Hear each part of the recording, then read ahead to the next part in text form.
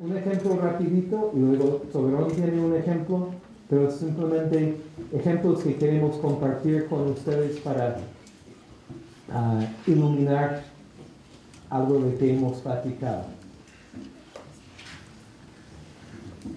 Mi corazón es con la biodiversidad, pero mucho de mi energía en estos días es con enfermedades. Y en particular paso tiempo con viruses que causan fiebres hemorrágicas.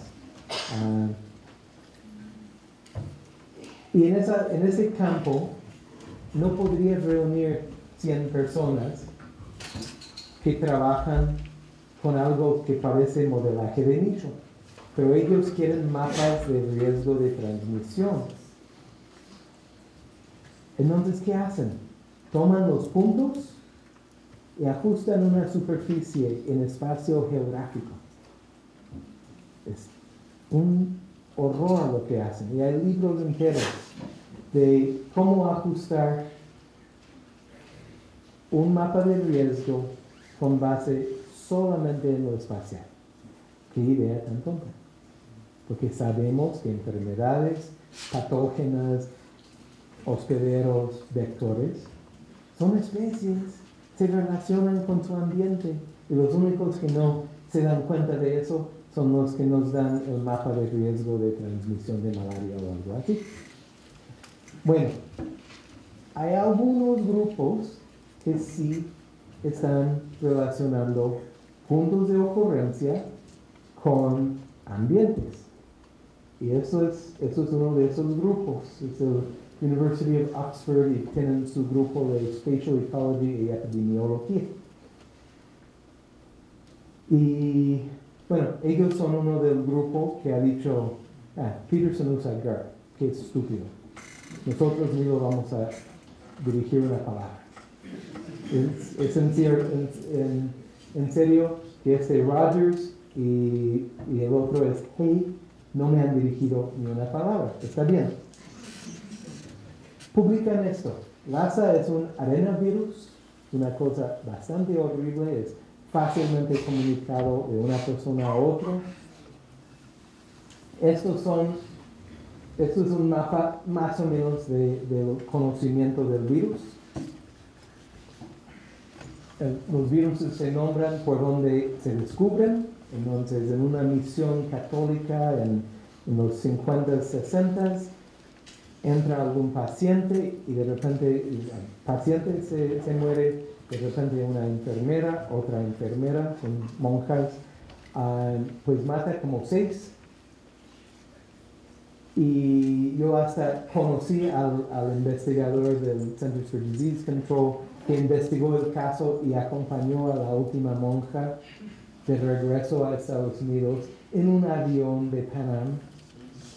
Le quitaron todos los asientos de first class, de primera clase, para hacerle espacio. Imaginen estar en este avión. Y después este virus llegó al Yale School of Public Health. Lo estaban trabajando en el piso 5. En el piso 8, un fotógrafo se enferma y se muere.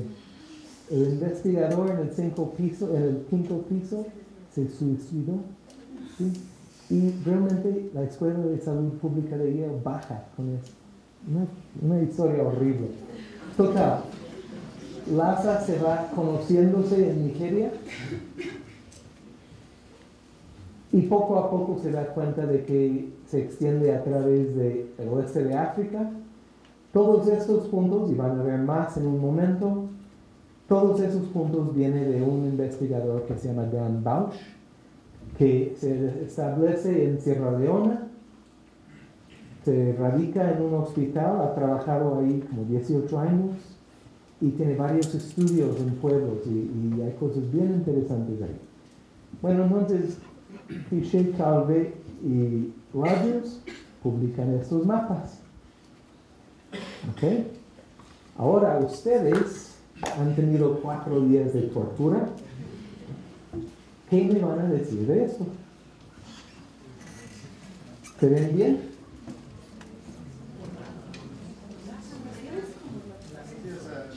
A ver, levanten la mano si tienen un comentario concreto.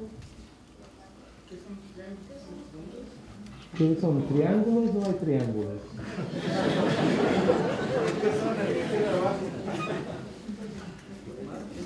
¿Triángulos dónde? Estrellitas, todo, sí. Ok. Y eso, bueno, tu primera pregunta debe de ser, si yo me enfermo, si yo me infecto, ¿qué tanto logro caminar o volar o manejar antes que me pegue? ¿Sí? Pero las estrellitas son de personas muertas. Son casos. La tasa de mortandad es 50 a 70%. Es decir, es por ahí igual de ébola. El único virus comúnmente conocido que sería mejor es radio. ¿Ok? Vean esta estrella aquí. Ustedes haciendo los ejercicios de control de calidad deben de decir, ¿por qué hay eso? Y mira estos que están ya en la orilla del desierto. Pero esos son, ¿También? esos son casos registrados en clínicas. ¿Cómo se registra el caso? Es muy diverso. ¿Ok? Es muy diverso. Algunas veces es un esqueleto en alguna paratita en... Sí, pues el virus se puede detectar. O sea, pudo haber entrado al punto de Estados Unidos. Ha entrado en Europa. Porque fue el registro allá, por ejemplo. Sí, pero sabían que ella venía de aquí. ¿Ok? Eso es con el mejor intento de georreferenciar dónde atrajo, dónde se infectó. ¿Ok? No entramos en lo de georreferenciación ahorita, porque con otro virus tengo un análisis asustador que dice que a más trabajas, mejor tu resultado es. No se está modelando el organismo que transmite el virus, es El caso humano. Entonces hay una caja negra. Sabemos que el hospedero es el género Mastomys, que son unas ratas así, así y luego la cola. Se comen y son comensales a los seres humanos. Tú estás en tu cabañita, tu casita, y abajo están Mastomys. Entonces definitivamente no se transmite de manera fácil de la rata al ser humano. ¿Sí? Eso sin duda. Ok, entonces ya notamos algunas cosas extremas. Notamos, pensando en la geografía de África, notamos un sesgo ambiental, que todo lo del Sahel está quedando fuera. Hay otra cosa que deben de notar, especialmente en este mapa. Las zonas de alto riesgo son las zonas de alto muestreo. Y eso a mí apesta a sobreajuste. ¿Ok? Este modelo un poquito mejor. Ellos están usando alguna cosa que nadie usa en biodiversidad, pero es un método estadístico, usa ausencias remuestreadas, entonces son pseudo-ausencias. Bueno, entonces vamos a investigar esto un poquito. Oye, perdón, ¿cómo se sabe que es un sobremuestreo y no que la enfermedad está localizada? Puede que sí. ¿Ok? No sé. Yo nada más estoy levantando banderas que me dicen aguas. ¿Ok? Yo veo un mapa y ustedes deben de hacer lo mismo. Veo un mapa así, donde ven que casi, excepto aquí, casi no hay ninguna zona roja que no esté altamente muestreada. Y los puntos solitarios, hasta el lugar tipo, quedan muy bajos. Esos son los que te hacen dudar, esos puntos que quedan afuera son los que primero terminan una presión teórica y empiezas a elaborar hipótesis sobre qué pasa con las regiones todas grandes, rojas de densidad en los puntos, ¿no? Esos puntos que quedan fuera simplemente me levantan sospecha porque veo un sesgo consistente. A mi ojo, conociendo un poquito de los ambientes, está muy enfocado en zonas húmedas. Entonces, ¿por qué deben de haber 1, 2, 3, 4, 5? Bueno, olvídate de eso, que están en la orilla del desierto. ¿Ok? Espérenme un segundo. Los datos ambientales que usan son estas cosas que son bien chidas. Simon Hay, David Rogers, ¿ok? El mismo grupo, misma pandilla. Global Data for Ecology and Epidemiology. Si lees los métodos, dice de acceso abierto. Si alguien los quiere, nomás nos dice. Les he escrito 3 veces, no me contestan. Le dije a uno de mis estudiantes, escríbeles de tu cuenta de Gmail y no menciona que eres mi estudiante, y no le contestaron tampoco. El mundo de epidemiología está bien feo. Pero lo que hace esto, y Ana trabaja algo con esto, es que están sacando de series de tiempo, de datos de MODIS, de índices de vegetación, están sacando medidas de amplitud, regularidad, estacionalidad de periodos en que el índice de vegetación es alto, que realmente es precipitación y temperatura. ¿Okay? Son datos bien fascinantes, no más que nunca he podido usarlos. Resolución nativa de MODIS, creo que lo suben a 1 kilómetro. Bueno, todo eso ya saben. Vamos a ver 3 dimensiones que me preocupan. Control de calidad en los datos de entrada, el sobremuestreo artificial y los pesos de error de omisión y error de comisión. ¿Ok? Entonces vamos a empezar con lo de sobremuestreo. Yo sé que esa zona en Sierra Leona, Guinea, Liberia, está sobremuestreado porque el hospital en Kenema, en el sur de Sierra Leona, está al pendiente y tiene una red de monitoreo increíble. Y cruzas la frontera y llegas a Costa de Marfil, no existe esa red. ¿Ok? Entonces, ahí van las ocurrencias y vamos a reducir. Esto es un submuestreo al azar. ¿Ok? Aquí submuestré, aquí no. Esto fue a mano, pero lo que hice era de decir, bueno, esta área y esta área son de extensos similares. Aquí tengo 25 puntos, aquí tengo como 70 puntos, entonces voy a seleccionar al azar 25 puntos de los 70.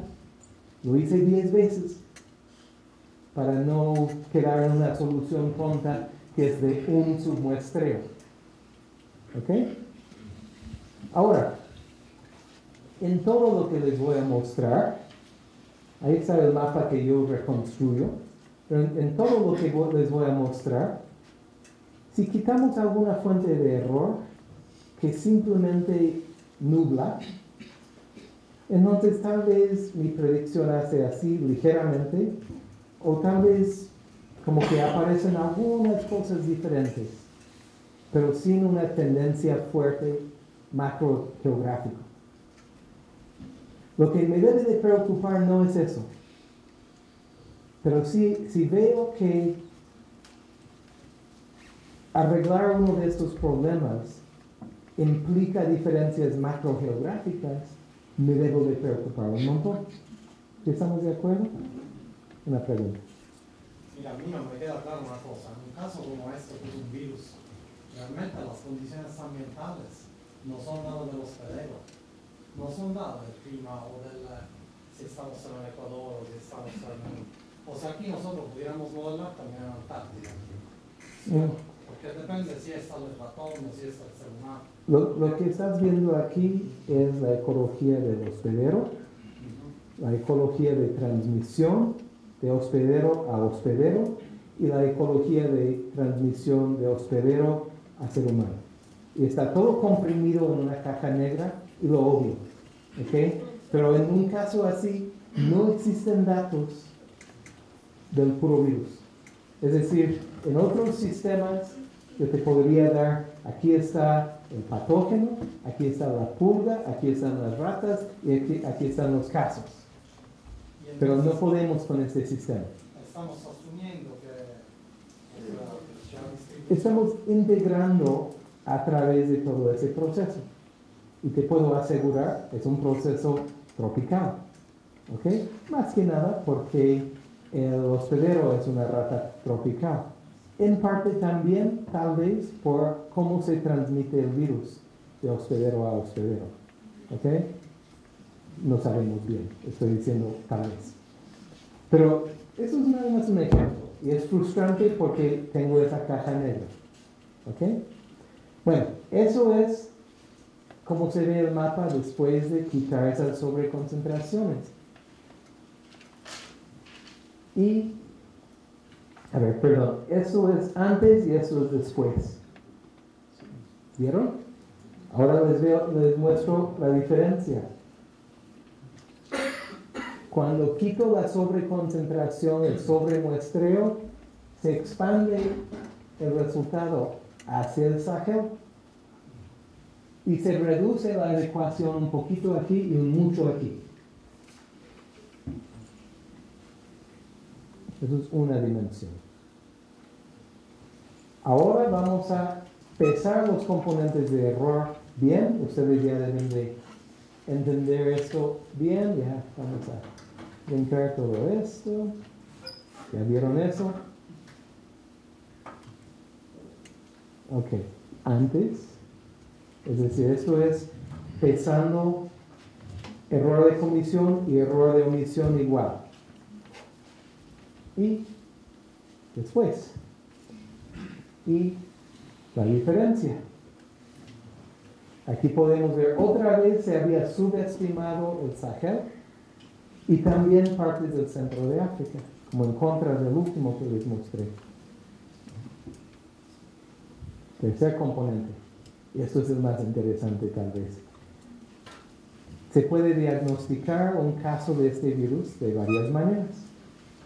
Ellos, con suerte, publicaron un apéndice que daba la lista de todas las coordenadas de casos y las fuentes.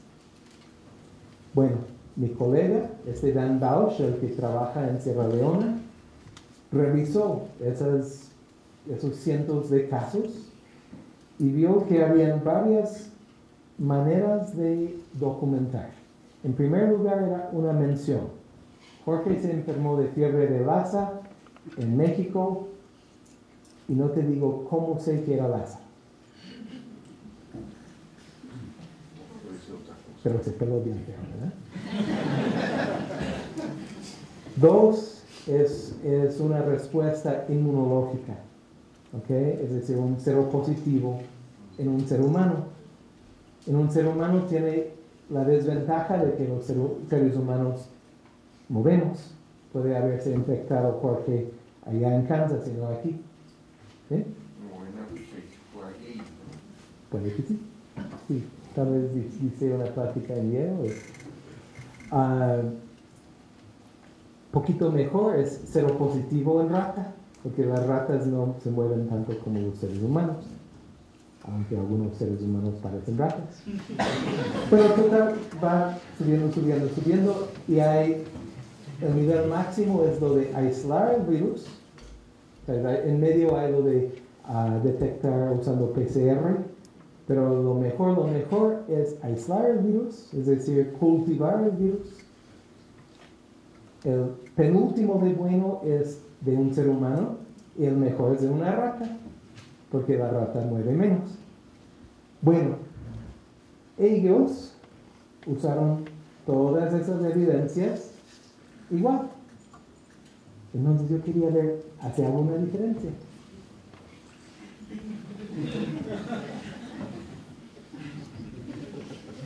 Esos son los 8 niveles. 8 incluyendo evidencia negativa. Ahí estamos.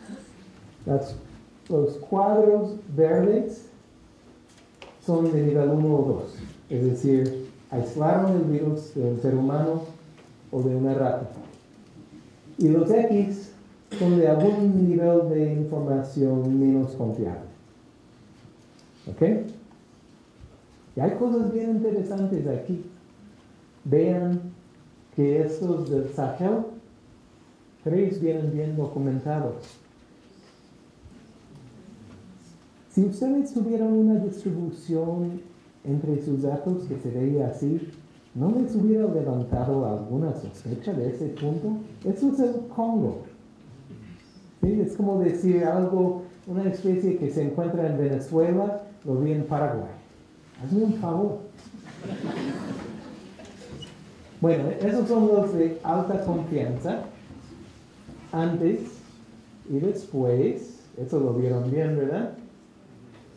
Y no tengo la diferencia aquí, lo siento. Pero algo que sí les puedo mostrar, esos son otra vez de alta contra baja calidad, pero en espacio de nicho, vean esto. Un polígono mínimo convexo de las ocurrencias de alta calidad se ve así. Y el polígono mínimo convexo, ¿qué? Que una elipse, claro.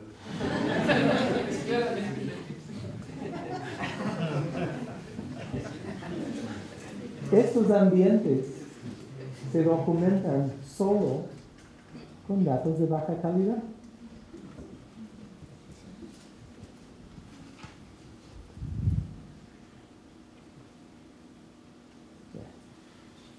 Entonces, en total, aquí es como yo repliqué el modelo de ellos, su modelo original, sin controlar densidad de puntos, sin controlar peso de los diferentes errores y sin controlar la calidad del registro.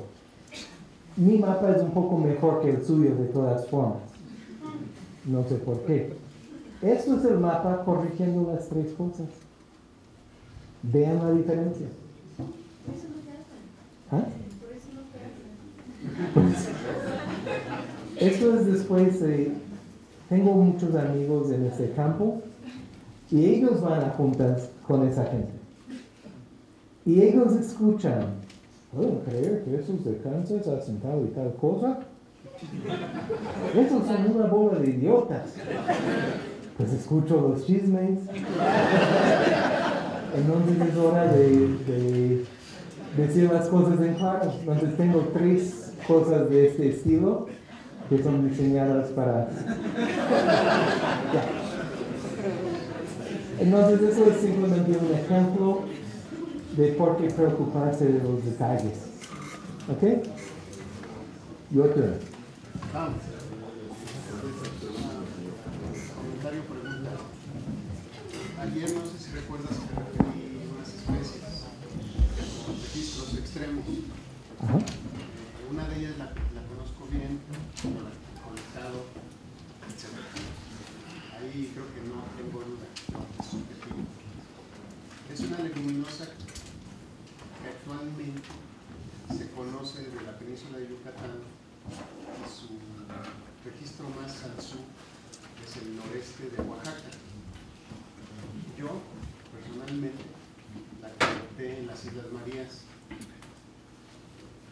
¿Qué se hace en esos casos? Preguntar por ustedes. Parar de abusar del alcohol. Consultar al experto. No la llevaron los presos. A mí tienes un punto en las Islas Marías, ¿verdad? Pues Son 3 especies.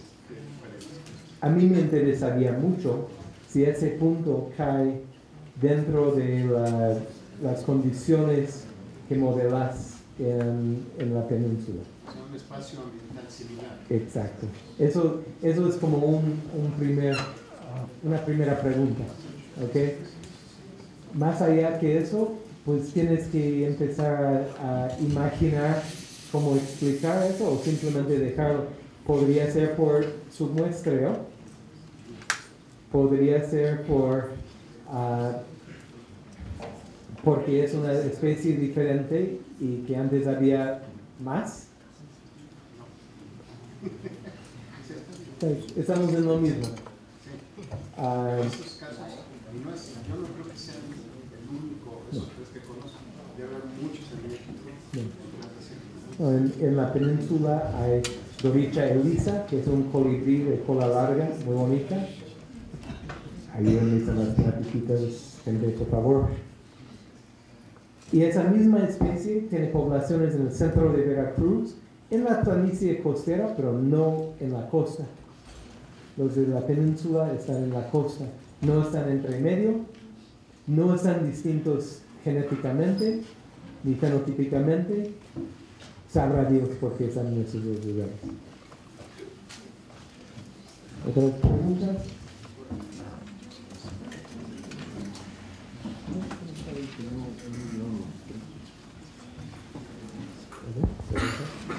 ¿Cómo saben que no la llevaron los presos?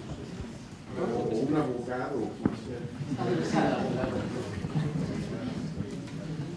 Podría ser, ¿no?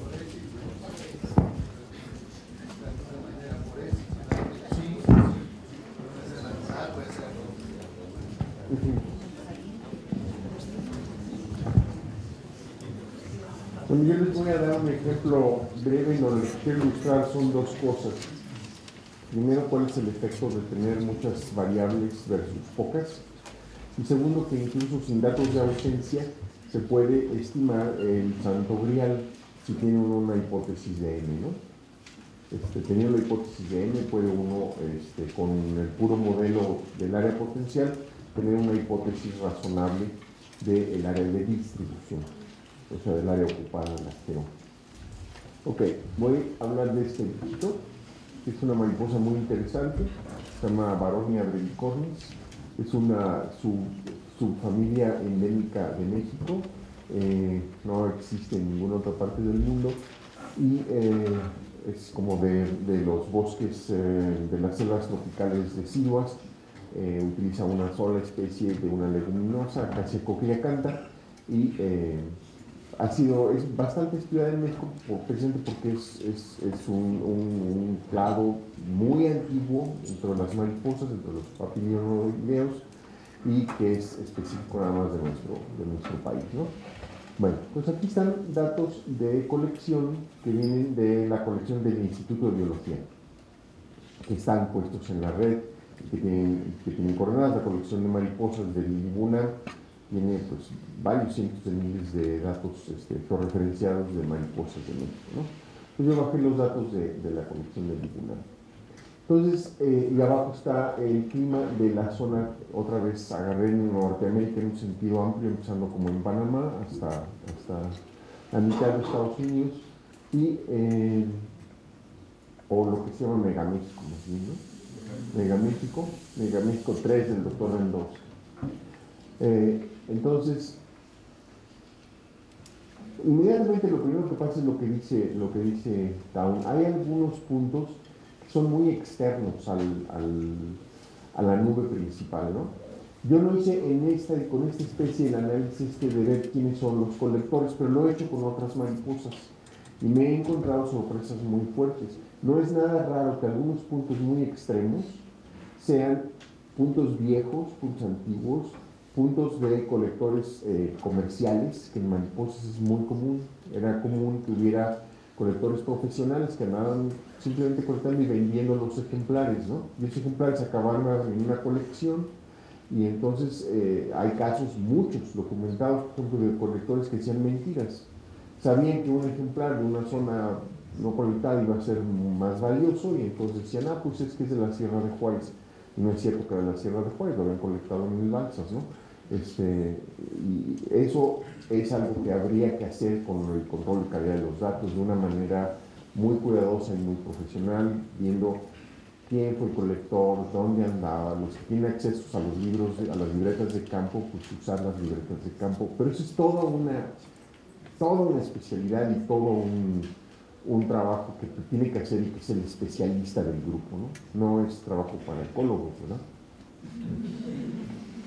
Entonces yo estos puntos de acá, lo único que les quiero mostrar es que si yo construyo un bioclinics nada más para hacer el análisis exploratorio, el bioclinic lo hago con esta caja, me predice una cantidad enorme de continente, ¿no?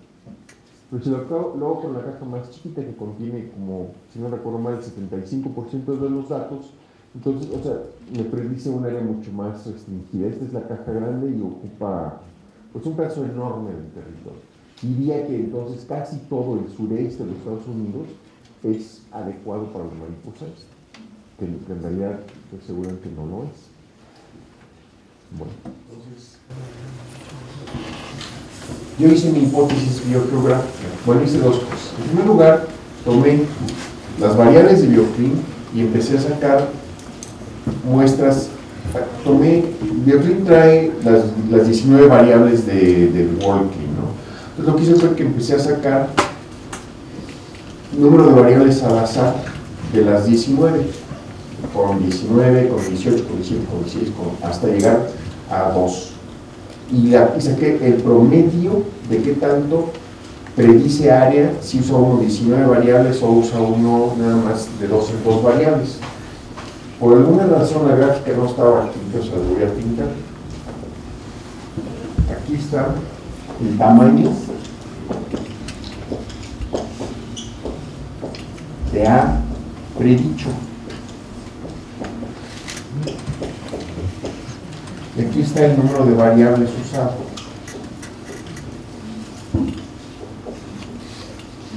Y lo que sale es así.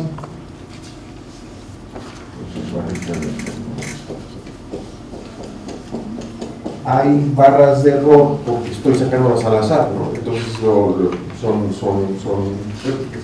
lo que está claro es que mientras más variables usa uno, va a ser más chica la predicción, sin duda alguna, ¿no? Entonces eso usted lo tiene que tener muy en claro porque hay mucho la tendencia y por supuesto que yo la pasé por un tiempo, decir, bueno, mientras más variables le meta, mejor va a estar el modelo. Bueno, no necesariamente, depende un poco de lo que uno quiera, ¿no? Entonces esa es la primera cuestión. Con BioClim queda clarísimo, y voy a repetir esto usando acento o algunos puntos para ver si sale algo muy parecido. Entonces, la segunda cosa que hice fue hacer una hipótesis de tipo biogeográfico. Los puntos son donde ha sido observada la especie. Esta es una subespecie. Esta es Baronia brevicornis nigra y esta es Brevicornis brevicornis. Lo que dije es, ok, voy a ver qué provincias biogeográficas de México es donde ha sido observada la especie. Y son 2 o 3, ¿no? Que son las que están en este mapa de color gris claro, ¿no? Son provincias biogeográficas. ¿Por qué provincias biogeográficas? Bueno, esas están definidas por asociaciones de especies que se mueven históricamente juntas. Entonces, es como que razonable pensar que si ha estado en este punto dentro de la provincia, pues probablemente ha experimentado, ha tenido tiempo de andar como que explorando los otros pedazos. Entonces, esta es mi hipótesis de la M. Y no digo que sea la mejor, pero es una hipótesis explícita, ¿no? Bueno, ok. Si yo intersecto la hipótesis esta con este mapa, que es una predicción, me va a dar una predicción de un área de distribución. Y si la intersecto con este otro, que es usando nada más, este es con 2 variables y este es con 6 variables, me va a dar otra área de distribución. Y esta es la predicción que me salió cuando utilicé, creo que 6 variables, que me pareció que era una cosa razonable. Simplemente vean cómo se reduce muy significativamente la predicción basada únicamente en el clima cuando incluye una hipótesis sobre la M. Entonces, este es un ejemplo de cómo sí se puede usar una hipótesis sobre la M, puede uno hipotetizar sobre la M, y después lo que seguiría es ir a tomar más datos en el campo, porque yo creo que finalmente a nosotros, los de esta comunidad, nos ha faltado mucho ir al campo después de haber hecho las predicciones. Siempre hacemos todas las comprobaciones, son sobre subset de los datos, ¿no? Que son ejercicios estadísticos. Lo que hay que hacer es ir al campo. Entonces, tengo ahorita un estudiante, algunos de ustedes lo conocen, Andrés Lira, que ya después de haber dedicado un montón de tiempo a estar haciendo los análisis de tipo bioclimático, lo que está haciendo ahora, van a irse 2 o 3 semanas, es diseñó un muestreo en los lugares donde va a buscar presencias y donde va a buscar las ausencias, y se va a ir al campo a ver si de veras funcionó o no funcionó el modelo, pero en un sentido predictivo con datos nuevos, no nomás con permutaciones de los datos viejos, ¿no? Entonces, estas son las 2 lecciones de este asunto con Maroney. Sí, Jorge, y la distribución de Acacia cochleacantha, digo, siendo tan específico, ¿cómo es respecto a eso? Acacia cochleacantha tiene un montón de superposición acá, y de Acacia cochleacantha se extiende hacia en el lado del Golfo de México, mucho. Y además es una planta que es, o sea, esta mariposa tiene esa enorme ventaja, solo con una Acacia cochleacantha. Bueno, hay un par de registros en otro par de leguminosas que son muy raros, ¿no? Entonces se puede encimar perfectamente bien.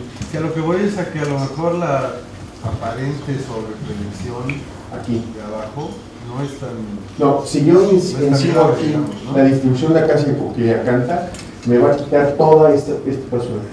Nada más. O sea, la comida de la especie, de la mariposa, no se da en este pedazo, ni aquí, ni en toda la parte realmente más tropical húmeda. Es más cercana a la de acá entonces, ¿no? Sí, sí, va a estar parecida un poco a esta, sin floridas, sin uva, etc. Sí, esa es otra cosa que uno puede hacer, pero no está puesto en esta publicación. No sé si les puse el artículo, sí, ¿verdad? Sí, está. ¿Alguna otra pregunta? Sí. Volviendo a estas, yo estoy compartieron muchas variables, bueno, pero no podría también interpretarse esa gráfica como dice, bueno, si uso pocas, estoy sobre prediciendo mi área dramáticamente, y si uso muchas, realmente estoy en el tamaño de área adecuada. Es que depende un poco, porque depende también, yo creo, según la pregunta que estés haciendo. Sí, bueno, y además varias de estas están correlacionadas, y yo no consideré esa posición de cuánto estaban correlacionadas. La otra cosa que sí es que de cualquier forma, esto fue el estimado mínimo de la A. Una vez que hice la intersección con la M, la Geo quedó por aquí. O sea, el hacer la hipótesis sobre qué tanto se ha movido redujo muy significativamente la predicción sobre el área. ¿Qué es lo que uno esperaría? Sí. ¿El tamaño de la varianza cómo era? O sea, me pregunta si era igual por todos lados, ¿no? No era igual, pero no te puedo decir exactamente cómo. Probablemente el tamaño de la variancia era mayor, casi seguro. Tendría que ser más entre menos modelos, ¿no? Porque Sí. Más entre, no, porque aquí, cuando estoy tomando 2 de 19, hay mucha manera de ser diferentes las predicciones. Entonces, sí, tienes toda la razón, va a ser más grande por aquí. Sí. Hay pocas formas de agarrar 19 de 19, de hecho, solo hay una forma. Sí. Sí. Funciona lo mismo para diferentes niveles de resolución de las variables. Se ve con muchas variables, pero a muy alta resolución, o muchas variables a muy baja resolución. O sea, Me imagino que sí, pero no sé. Casi seguro sí, pero no sé. Sí, allá atrás. Sí. Jorge, en este ejercicio que tú dices de poner a prueba, ir al campo, por ejemplo, y ver si están efectivamente los lugares donde se te predice el modelo que van a estar, puedes incurrir en el error de falsos negativos, porque tú introduces el mismo sesgo del observador de que ya sabes lo que tienes que esperar. Por ejemplo, tú vas y quizás no haces la misma intensidad de muestreo al saber que no debes de esperar, por ejemplo, esa especie ahí, ¿no? Entonces tú introduces también eso, que son sesgos que están en la literatura siempre, ¿no? El observador siempre va a meter eso. El diseño experimental de probar eso no es fácil, y en efecto Es más, habría que hacer más intenso el muestreo en zonas de tipo donde estás esperando ausencias, que son estas presencias. La resolución también es importantísima, o sea, voy a ir a muestrear el campo, ¿qué área? ¿1 hectárea o 100 hectáreas o cuánto? O sea, ¿de qué tamaño es mi pixel? El diseño experimental de esa prueba es muy complicado. Sí, no es fácil. No, y lo vamos a hacer además no sobre la base geográfica, sino sobre la base ambiental. Y además el tipo de observador, ¿no? Porque usualmente, por ejemplo, para validar esas cosas utilizan observadores naivos que no saben de esto y que tendrían que ir ahí sin saber qué es lo que tienes que esperar. Pero si es naivo, entonces no van a conocer la especie. Sí, no, pero sí puede ser otro especialista que no le digas qué va a encontrar ahí, ¿no? Se podría hacer con dobles ciegos y demás, no vamos a tener ni de lejos ese grado de sofisticación. Bueno, no sé si quieren capilla. ¿Sí? ¿Sabes que va a esto en si lo va a hacer con trampa del ángulo? Sí, va a ser este caso. Bueno. Tenemos 1 hora, básicamente sin ningún plan. Entonces podemos hablar de los PDFs de los histogramas. Podemos desplegar el juego de computadora que Soberón está jugando. O nos pueden comentar de conceptos y puntos que les quedaron muy poco claros. Y ojalá que nos den sugerencias de cómo mejorar esto para una próxima vez. Parece que pronto se va a replicar en el Egipto, más que, no sé, árabe, no sé. Pero sí, nos gustaría ver su opinión, cosas que dejamos fuera, cosas que hubiéramos explicado mejor. Alguien ya me comentó, y post-processing no incluye lo de reducir por hábitats.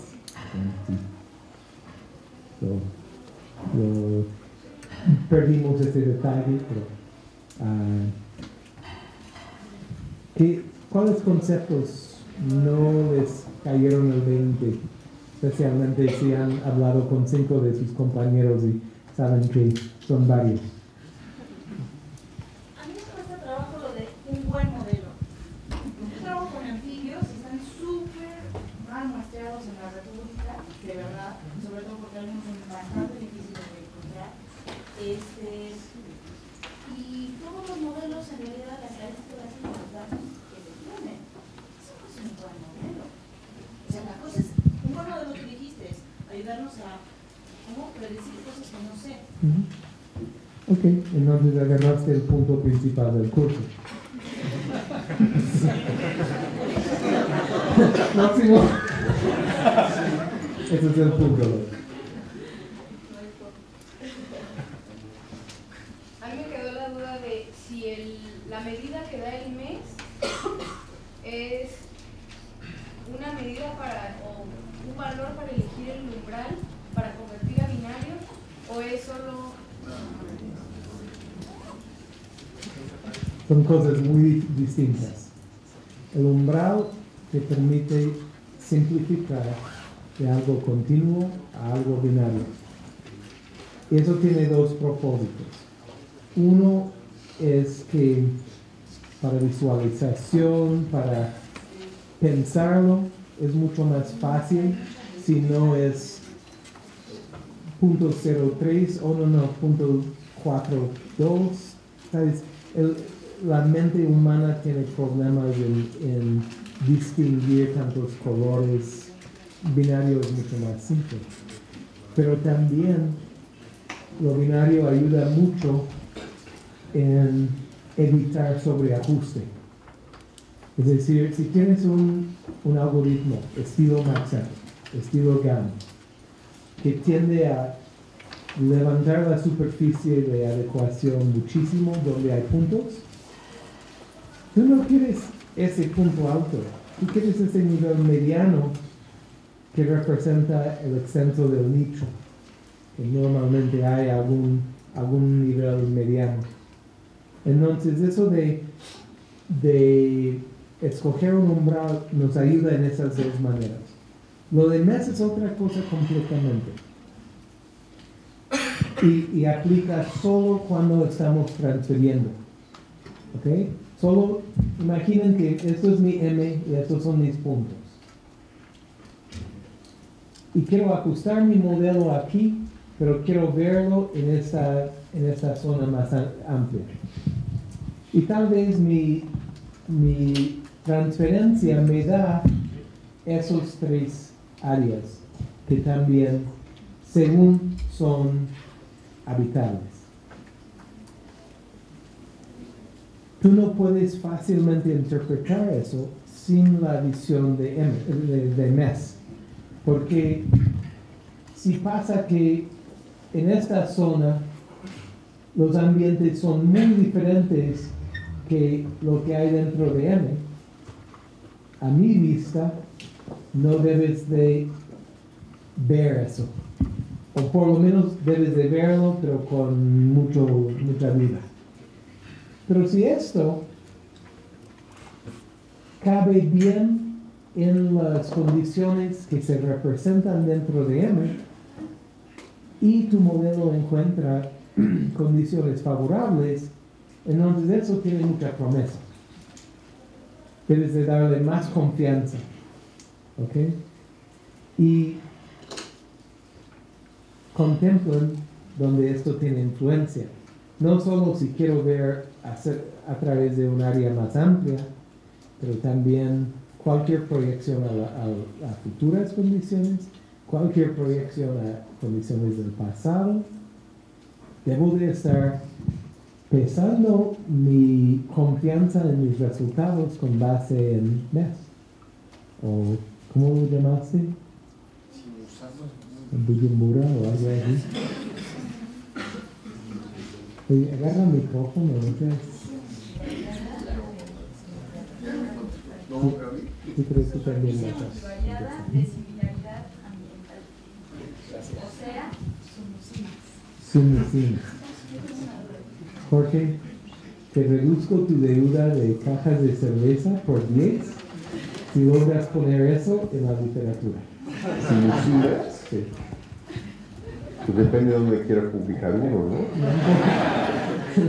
Con religión, a ver.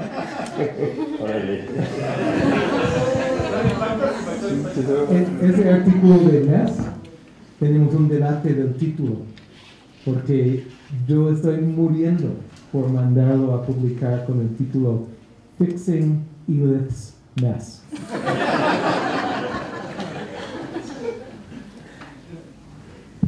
Una pregunta técnica, la cuestión de el mes, ¿con qué herramientas lo ven? Se puede hacer bastante fácilmente a mano, pero sí, es decir, se puede escribir un programita, hasta un biólogo puede. Jorge hizo un programita que gente que programa con más facilidad va a refinar, ¿sí? Pero hay un truco. La respuesta es que está hecho en R. Sí. Hay un truco que pueden usar para usar Elith's Mess, que es simplemente poblar tu M con puntos al azar y correr Maxent con base en esos puntos al azar. ¿Ok? Y que te dé el mes con base en los puntos al azar, y eso realmente transforma su mes al concepto que nosotros tenemos. Es decir, lo que Elith hace, Elith lo basa en puntos de ocurrencia de la especie. Y para mí eso es un error, porque lo que estamos viendo cuando vemos un mes es el sesgo ambiental de M en comparación con el resto del área. Bueno, un nicho es un sesgo ambiental dentro de M.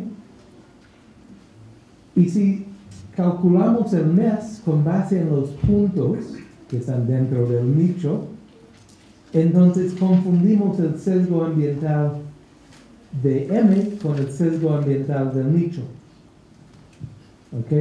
Entonces, para mí es un error de lógica que hizo IL. Entonces, por eso fixé IL's mes.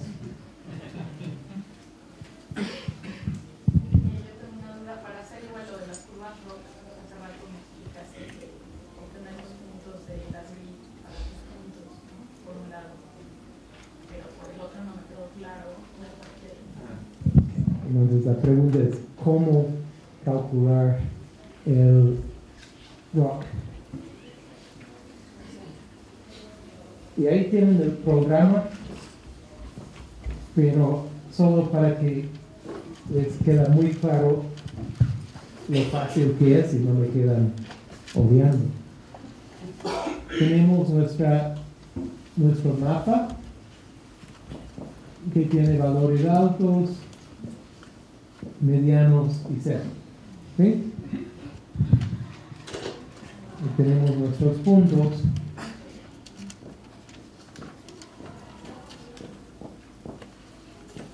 Es el mapa de probabilidad que te dice. Sí, es el mapa que estás probando. ¿Sí? Y los puntos. Y este extenso es M. ¿Ok? Ahora, vamos a necesitar dos archivos de salida. Uno, esto es un raster. Entonces, si ven su tabla de atributos, va a decir que tengo, no sé, 1000 celdas con valor 0 y 600 celdas con valor 1 y 500, ¿sí? Te da el valor y el conteo de píxeles. Exportas esa tabla. Ya. Eso da toda la parte, tenemos un rock. Acuérdense que lo horizontal es porcentaje de área predicho. Y va de 0 a 1. Entonces, si sumamos todos esos números, tenemos el número de celdas. Y sabemos que tal vez esto tenía 100 y tal vez el total era 4000. Entonces, 100 entre 4000 me da el porcentaje de área predicho en este valor. ¿Ok? Obviamente todo eso hace el programa. Pero de la tabla de atributos del mapa que estamos probando en el área de M, de donde sacamos el eje horizontal. Y obviamente si han hecho algo espacial, algún recorte, crean algún área de prueba, si quieren modelar en Michoacán y probar en Jalisco, entonces esto va a ser Jalisco. ¿Ok? Es el área de prueba. Bueno, ahora ¿cómo sacamos el vertical? Pues estos puntos tienen una relación espacial con el raster. Entonces simplemente usamos lo de get grid value o extract value to point. Es decir, pegamos el valor del raster a este punto en el shapefile. ¿Okay? ArcGIS lo hace. Si tienen versión 9, usen HotStools, que es excelente. Si tienen versión 10, eso es el costo. HotStools ya no funciona para versión 10. En versión 10 hay una herramienta que se llama Extract Values by Point, y algo así. Y con R se puede hacer si quieres ver tu bien, ¿verdad? ¿Sí? De la manera que sea, pegas el valor del grid al punto. Abre esa tabla de atributos y lo que ves es un renglón por punto de prueba, el valor del grid, que se le asigna. Ahora contémplenlo. Fácilmente ya sabe el programa que digamos que esto es valor 6, entonces esto es valor 6 y sabemos que cubre el, no sé, el 10% o el 5% del área. Bueno, el programa fácilmente puede decir cuántos puntos tuvieron valor 6 de esa tabla que exportaste. Entonces, dice, ok, en valor 6, es decir, dentro de esto, tengo 6 puntos dentro y 6 puntos fuera. Entonces, mi omisión es 50%. Y luego voy al segundo umbral. Pero esto cubre así de espacio y ven que nomás 2 puntos quedaron fuera. Entonces ya lo subo así. Y luego uno más y uno más. Y ya ven mi curva de error. ¿Sí? Obviamente el programa está haciendo eso, no tú. Pero sale de esas dos tablas de atributos. Y creo que lo único que tienes que meter, creo que está metido en el manual, pero lo de las áreas, la primera tabla, la que es del grid, creo que tienes que anexar 0, 0 en el mero principio. Creo. ¿Ok? Pero obviamente entonces eso es antes de hacer tu mapa binario. Son cosas diferentes. Uno es decidir si tienes buena predicción a través de múltiples umbrales. Cuando tienes tu mapa binario, úsalo de binomial cumulativo. Puedes hacer las dos cosas, puedes abogar por una o la otra, pero son las dos opciones que para mí son defendibles con base en lo que sabemos de lo que estamos haciendo. Si estos mapas binarios, entonces sería la suma de los 10 mejores modelos en caso de GART, ¿verdad? Las que podría Sí.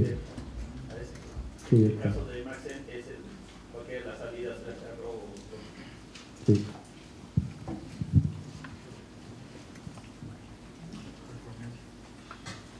A mí no me quedó claro eso del de 100 menos el error. A ver, ¿de qué? De lo que decían de que no había que usar la salida directa del Maxent, que era el T de 100, sino que era 100 menos el error. Eso es exactamente lo que les mostré en este mundo unidimensional.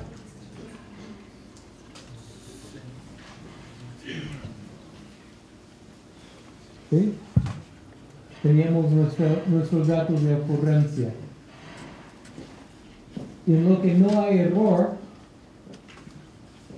simplemente tomamos el valor mínimo de datos de entrenamiento y aquí está nuestra predicción. Pero ¿qué tienes en Y, perdón? ¿Ok? ¿Qué hay ¿Qué, perdón? ¿Qué tienes en Y? Ah, eso es la ecuación. Es el valor del grid, es el suitability. Es La salida del Maxent o de acumular mis gatos. sí, la probabilidad que Jorge, si quieren, les puede dar otra plática de otro día. ¿No quieres este micrófono mejor? ¿El qué? ¿No prefieres este micrófono? No, tú úsalo. Entonces, esto es un mundo donde no tenemos error. Entonces, podemos llamar eso el threshold, que incluye el 100% de los datos de calibración. Bueno, luego les di el ejemplo de esto. Ya metí error. Les voy a decir que es error y saben que hay error en sus datos. Entonces, si vemos un montón de puntos así y uno que sale masivamente del patrón, o es correcto o no, pero si es error, y yo espero que ustedes empiecen por pensar en E. ¿Okay? E es la proporción de los datos de ocurrencia que tienen error. Entonces tú puedes pensar, sé que hay error en mis datos, voy a quitar E% de mis datos cuando hago este ajuste. Entonces, efectivamente estoy hablando de un umbral que incluye el 100 menos E% de los datos de calibración. Entonces, eso no exige que todos estén dentro, sino todos menos un cierto porcentaje. Oye, si le puedes poner un numerito a la línea y te entiendo si tengo un 10% de error. ¿Un numerito a cuál línea? En la línea de arriba, por ejemplo, que si ya quité, puede ser un 80%, no P de punto 8. No. ¿Y qué? No, esto es adecuación o probabilidad o suitability. Puede ser punto 8. Bueno, puede ser 0 a 1, algo así. ¿Ok? Que sea este número no me importa mucho. Porque yo no creo en las probabilidades. Entonces, ayer me convenciste que esas probabilidades nomás son un índice. Algunas sí son probabilidades de deber. ¿De qué? Pues no sé, pero van a tener sus supuestos. Horas y horas de ecuaciones y todavía no sabes. ¿Quién es el menso?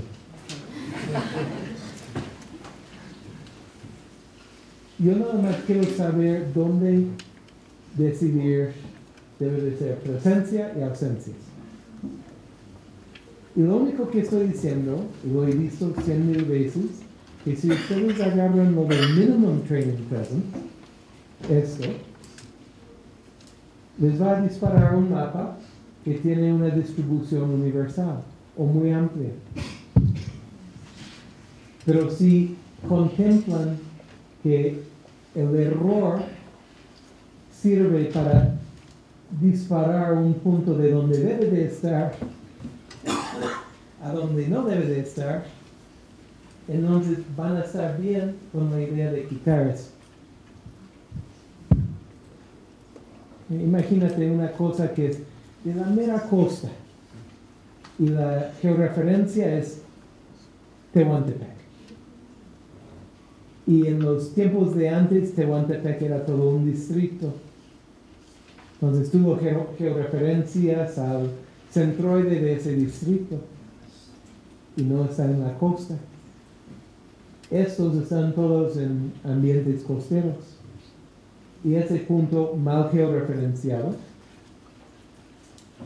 se dispara de la costa. Es un error y nos va a distraer porque nos va a, en un T100 nos dice que tenemos que aceptar cualquier cosa a este nivel como parte de la distribución. ¿Ok? Pero sería como el tapiz, ¿no? Que al final sí encontraron que sí era cierto el registro. No bajo las condiciones actuales. ¿Okay? En el Plioceno, Ohio era más tropical.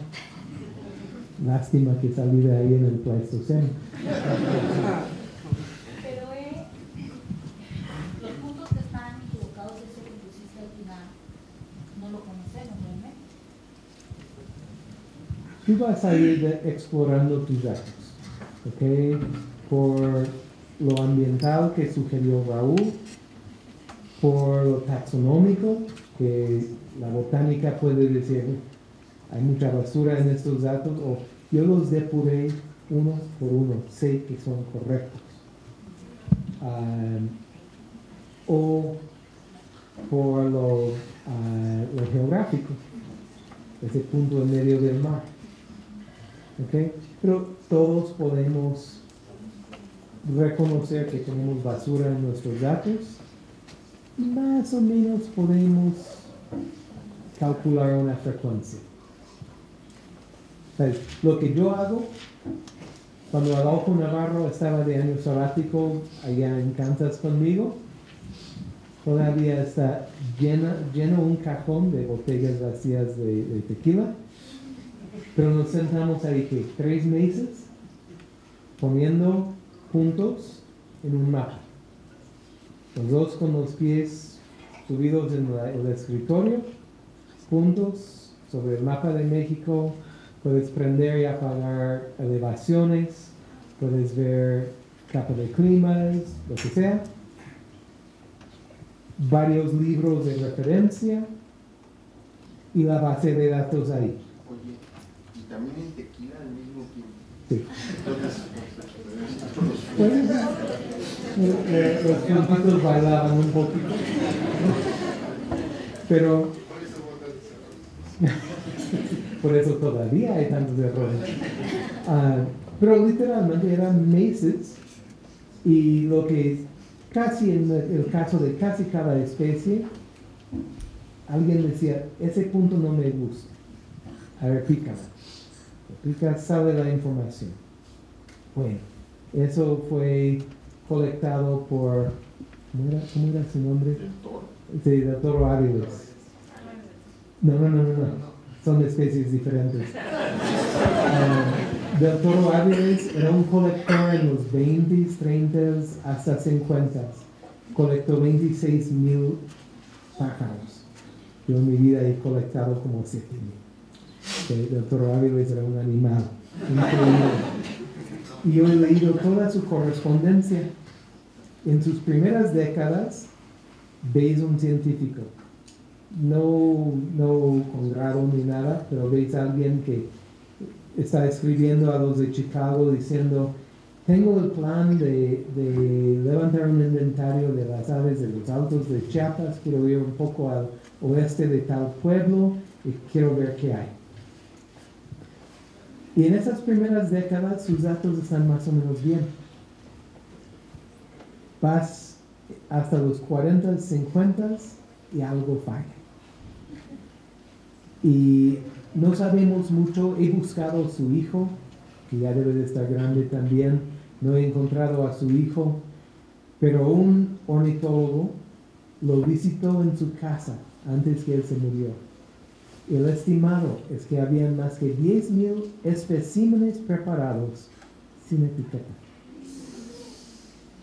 Entonces, algo se desconectó y él realmente ya paró de registrar datos. Entonces, el Museo Field en Chicago, el Museo en Florida, o varios museos, le mandaba una carta, queremos una colección, y parece que él estaba, bueno, a ver, de los altos de Chiapas era este, y les ponía etiqueta. Entonces, del género de lagartijas Abronia, hay un caso conocido en México de simpatría entre especies, y yo estuve sentado con un herpetólogo y vi la letra en la etiqueta de una foto de una de esas dos especies, y le dije, tú tienes un problema.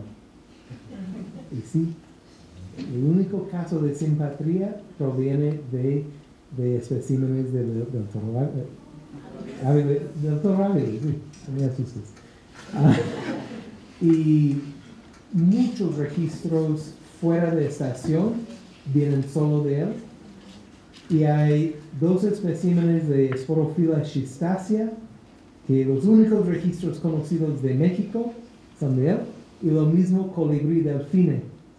Y esas 2 especies son tan terribles porque dependen de bambú.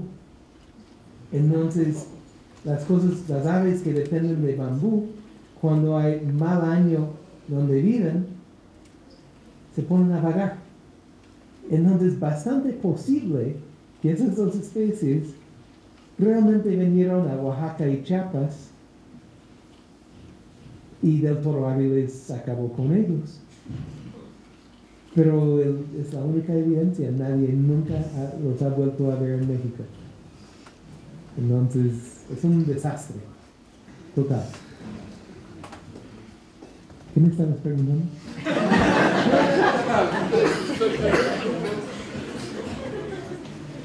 Es buena historia, ¿no?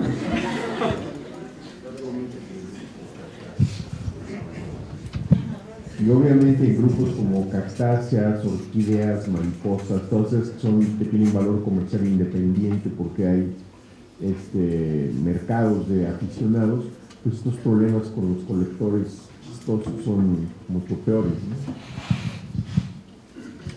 Y si quieren la historia máxima, hay un libro que se llama The Bird Collectors.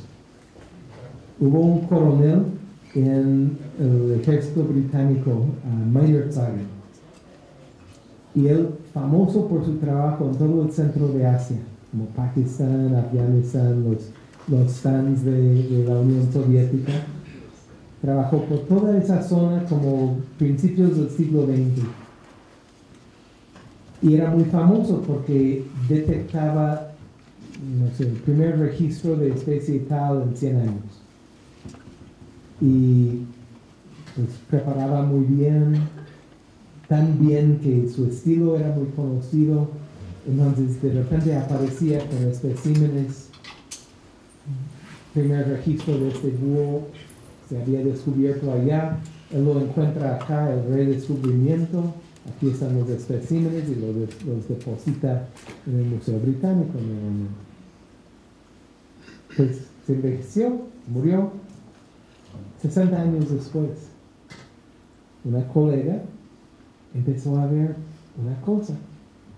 Si en la serie tipo de ese búho habían 4 especímenes y Maynard Sargent aparecía con 2, ahí están los 2 del estilo de Maynard Sargent, pero de la serie tipo nada más quedaban 2. Y ¿sabes? De que el Museo Británico pierda especímenes no nos preocupa a nadie, porque lo hacen a toda hora. Pero era una correlación muy curiosa. Entonces empezaron a sacar rayos X de los especímenes, porque nosotros que preparamos aves tenemos estilos muy distintos. Cada quien tiene su forma de preparar. Y lo que veían era que los especímenes de Maynard Sargent eran por fuera su estilo y por dentro el estilo de la serie tipo. Lo que él hacía era de visitar el Museo Británico, probar de las cosas buenas, luego planear alguna expedición y boom, mira, redescubrir especie tal. Pues lo hizo con miles de especímenes de varias maneras de mentira. Y yo leí eso, y leí una biografía de él, y sucede una cosa: cuando está grande, sale a disparar con su esposa al blanco, él va a revisar el blanco, escucha un disparo, y se cae muerta su esposa. Se había matado. Yo leí eso y yo pensé, él la mató. Para mí era una de esas cosas que simplemente contemplas. Leí más y pasa que hubo una encuesta. Mucha gente en ese tiempo pensaba que él la mató y no podían comprobarlo.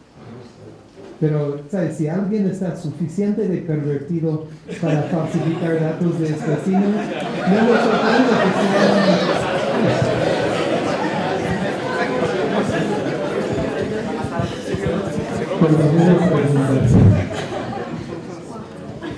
Hablando de los problemas de esto relacionado, la CONAVIO implementó un sistema muy bonito de georreferencias que se llama itinerarios, y una chica, no recuerdo su nombre, hizo el rastreo del itinerario de Dennis Britlow, un excelente colector contemporáneo muy serio, pero resulta que al implementar su itinerario encuentra que un día está colectando en Tuxtla Gutiérrez y al siguiente día está en La Paz, Baja California, y al otro día está en La Lacandona, ¿no? O en Bonampak. Al hacer ese rastreo dice, y en la base de datos solamente se registra si estás estudiando ese ejemplar de Baja California, de que está en Baja California, y si no conoces la taxonomía dices, esta especie es un registro nuevo acá, y simplemente es un error de, a lo mejor, hacer mala etiqueta y confundir Chiapas con La Paz, ¿no? Estudios así son muy buena manera de controlar la calidad de sus datos. La CONAVIO quiere que lo hagan todos para todas sus especies y que lo entreguen en formato PDF.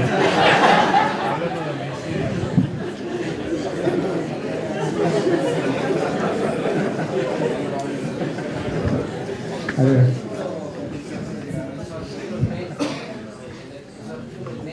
Donde tienen, creo que 150 o 250 especies, que le dicen qué tanto se podrían mover en escenarios de cambio climático. ¿Qué aproximación usaron para limpiar los datos de tantas especies? O sea, y detrás de ese artículo hay muchísima información. ¿Qué estrategia usaron para limpiar los datos de tantas especies? Para uso de artículo. Bueno, yo puedo responder a la parte de aves. En aves, Adolfo y yo y varios de su grupo aquí empezamos a compilar bases de datos como en el 90. Eso es el famoso Atlas que Pilar nos dio la vergüenza de mencionar, porque no se ha publicado el Atlas. Primero era de repasar todos los museos y compilar sus bases de datos. En muchos casos computarizamos sus datos. En el caso del Museo Británico, les regresamos la base y esos 15,000 registros son los únicos que ellos tienen computarizados en aves. En muchos casos estábamos, bueno, ya apareció el tercer autor de ese artículo. Entonces te fregaste, Víctor. Pasamos a las colecciones y revisamos uno por uno. No hemos revisado los 400,000 especímenes, pero diría que por ahí del 60% sí. Visitamos 64 museos de historia natural en todo el mundo. Quedan unos de Hungría, Polonia y Japón que no hemos visitado. Pero hice, gracias a Jorge, hice una vuelta a Rusia hace como 10 años, hasta Rusia, y tenían 5 especímenes. Entonces ya con eso dije, no, yo no hago esto más. Entonces eso más o menos nos confirmó la identificación. Luego, con los datos, estandarizamos los datos en el sentido de nomenclatura. Y cuando habían dudas, como algo que caía fuera del área de distribución de la especie, volvíamos al museo o físicamente o contactando al curador. Por favor, verifiquen qué es esta cosa. Como en los 2000-2002, rehicimos la taxonomía de las aves de México. Es decir, de 1,100 especies, tomamos como 140 y los partimos en múltiples especies. Y eso, pues todavía somos odiados en toda la comunidad ornitológica por eso, pero esa nueva taxonomía ya es mucho más consistente y se ha comprobado que coincide con linajes evolutivos. Luego empezamos con esto de ver los mapas de puntos y las botellas de tequila, y eso nos quitó otro medio año por ahí.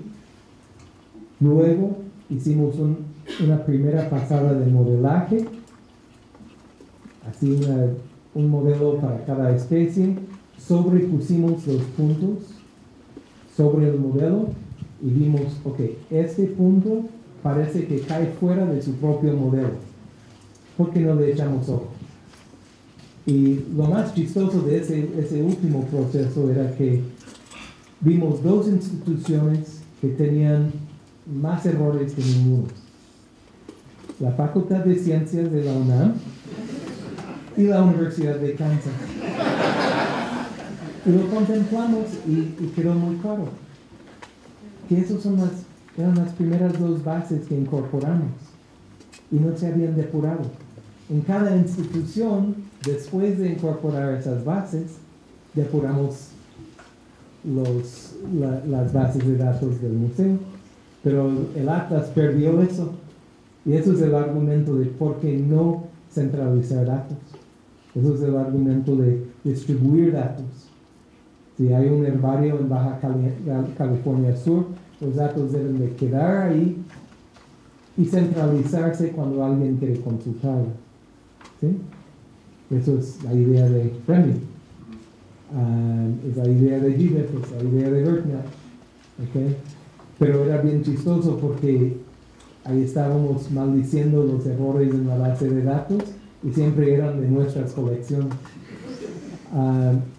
Y ahora estamos en una fase final, donde yo tengo que producir imágenes que son puntos sobre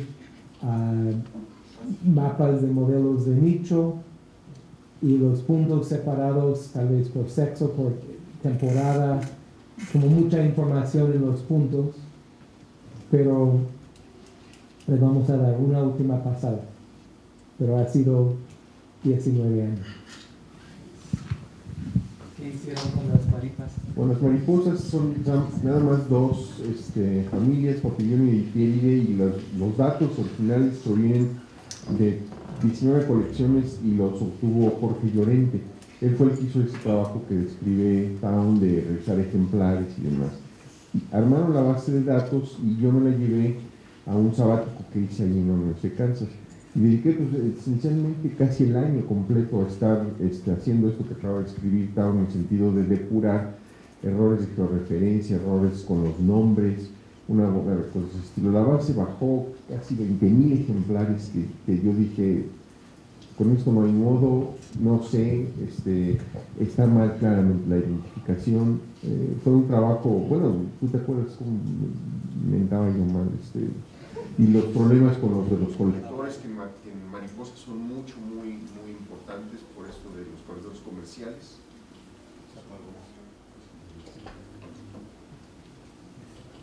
No hice ni de lejos un trabajo tan exhaustivo como el que escribió Town, que no soy taxónomo de mariposas, ¿no? Pero tuve suficiente experiencia de campo y en colecciones como para poder darme cuenta de los principales errores. Entonces sí se depuró esa base en más de 20%, identificando este tipo de problemas, sobre todo con los nombres y con las georreferencias. Entonces, son trabajos que uno tiene que hacer, y como describía, bueno, todos, yo creo que 80%, 90% de ustedes han hecho ese tipo de trabajos o incluso se dedican a hacer ese tipo de cosas. Para mí estando en la Conavio siempre fue muy desagradable ver la falta de apreciación que tienen gentes de otras comunidades de la ciencia de la importancia de este trabajo, y que se imaginan que pues ya los datos ya nos tienen, ¿no? Yo he oído a biólogos moleculares expresándose con un grado de ignorancia que es verdaderamente de dar vergüenza, que no tienen ni el mínimo asomo de idea de cómo es que se tiene que hacer su trabajo y la importancia que puede tener, ¿no? Entonces, bueno, pues sí le echamos los kilos a... Lo que estamos mamíferos. Ahí están los corderos.